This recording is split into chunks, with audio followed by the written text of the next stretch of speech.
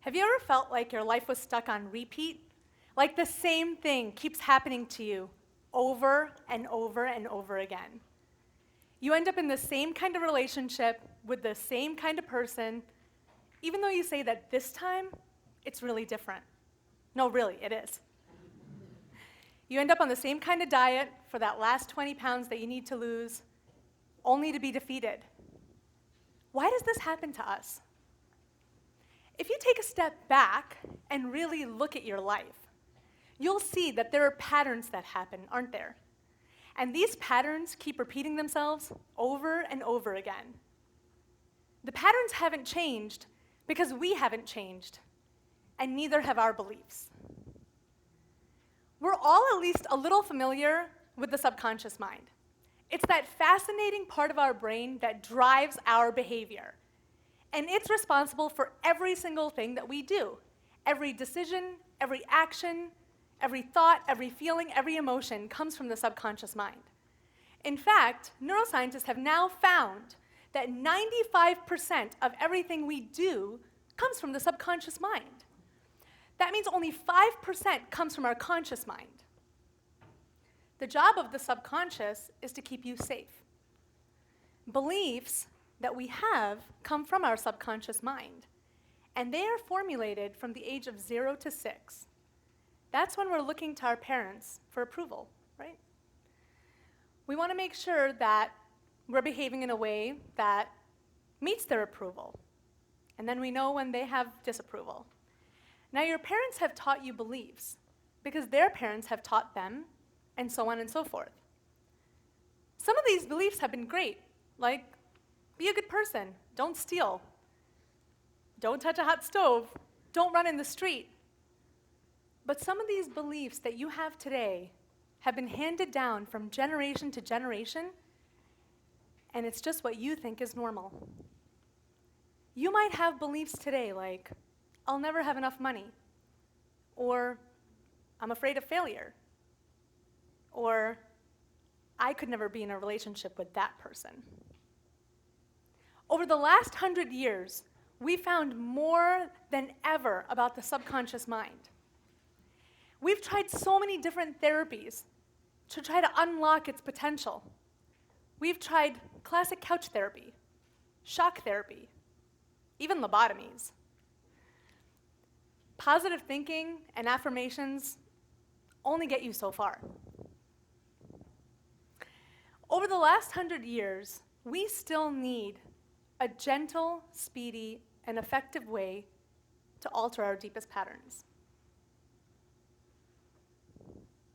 Everything you believe is in your body. Now, we know this with body language. As a chiropractor, I work with posture every day, and I've seen patients express beliefs that they have into their body. We're actually all going to do this right now. So I'm going to have you all slouch forward in your chairs, just like this, drop your head, and say the words, I am powerful. Do you feel powerful from this position? Not really. Now, what if we sit up? Take a deep breath in. Say the words, I am powerful. I am powerful. See how much more powerful, strong, and confident you do feel? This is an example of how the mind and the body are connected. Dr. Bruce Lipton, in his bestseller, Biology of Belief, talks about how beliefs impact us on a cellular level. So that's positive or negative beliefs that affect our physiology. Now, imagine with me for a moment, you're in Arizona with your family. You're on a beautiful hike, and you come across something like this. If you're like me, you would be totally creeped out by this. Your body language is going to say, run away as far as possible. I hate snakes. But what about if you were an herpetologist, somebody who studied snakes for a living? You might move towards the snake with familiarity and curiosity. You might even want to pick one up, which is so disgusting. Because for an herpetologist, the meaning of a snake is going to be entirely different than what it is for me. For me, snake equals danger. For them, snake may equal familiarity. What about if you've ever blushed? You know that if you've blushed, something embarrassing may have happened or someone took you by surprise. That's an example of how the mind creates a physiological reaction in the body. So we know that the mind triggers the body to react. But what if we did the opposite? What if, to get to the subconscious mind, we actually went through the body to get there? There's a lot of different ways to access the subconscious mind. One of the tools that I've found is something called Psych-K. Psych-K is a way to transform limiting beliefs that cause us pain, anxiety, sadness, jealousy, hatred, and transform that into what we do want: happiness, peace, love, ultimate success. One of the components of Psych-K is the whole brain state. The whole brain state is a way to bring the left hemisphere and the right hemisphere of the brain together.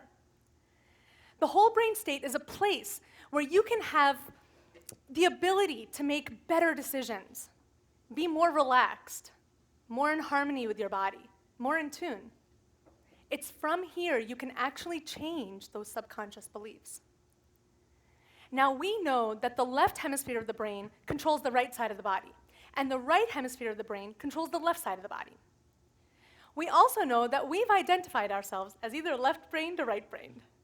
So all my left-brained people out there, raise your hand. You're those logical, analytical, rational types, and I don't understand you. Now you right-brained people, raise your hand. You're those creative, emotional, intuitive types. I usually make the left-brain people crazy because I'm passionate and spontaneous, and they might not always like that. Well, what if you didn't just have to be left-brained or right-brained? What if you could have it all?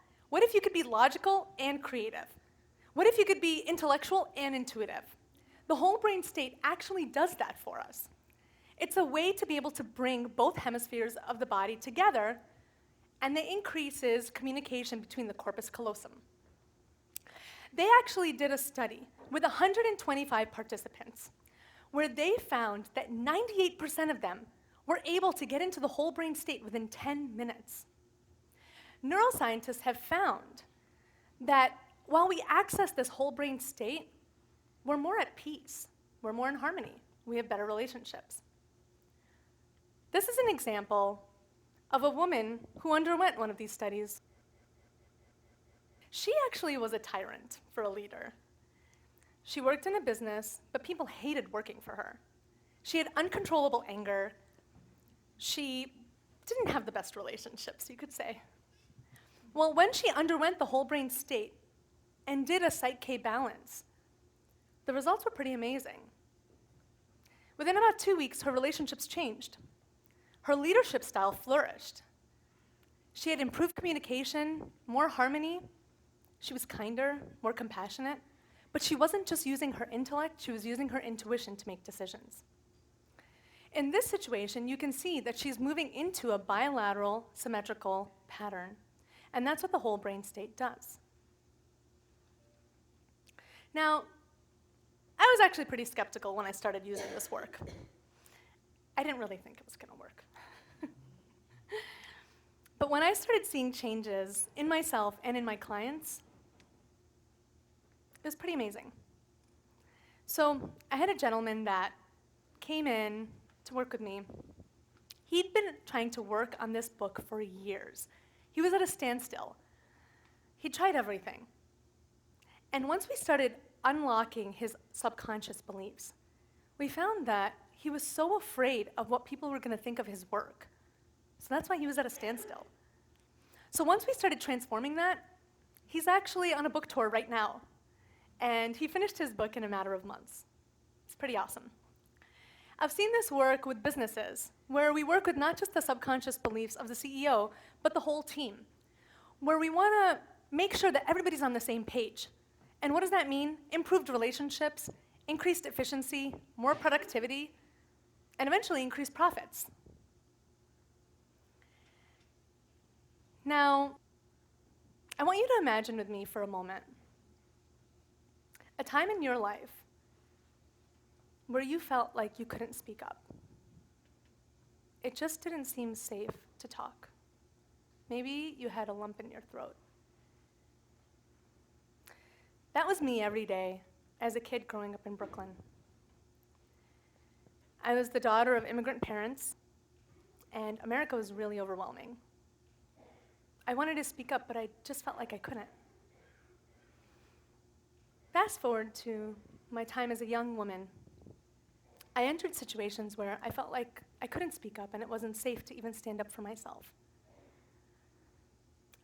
When I started examining my own subconscious beliefs, guess where they came from?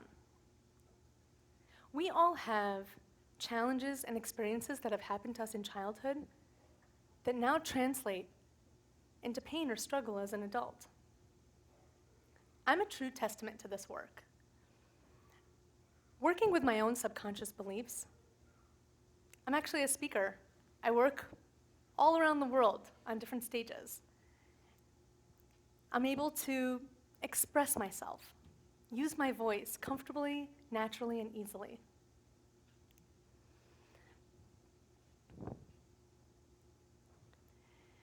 I urge you to start looking at your own subconscious beliefs. Look at that number one pain point in your life, something that's been holding you back for a long time. Start looking at it objectively. Take a step back and say, well, is there something that could have happened to me before where this came from? Look to your parents and your grandparents for clues. You may have been handed down something that you didn't even know. I believe that we're not just meant to survive in this world, we're meant to thrive. That once we start transforming limiting beliefs that have been holding us back, we will have more happiness, more peace, more passion, more prosperity, more love. Joy and fulfillment will become the new normal. Thank you.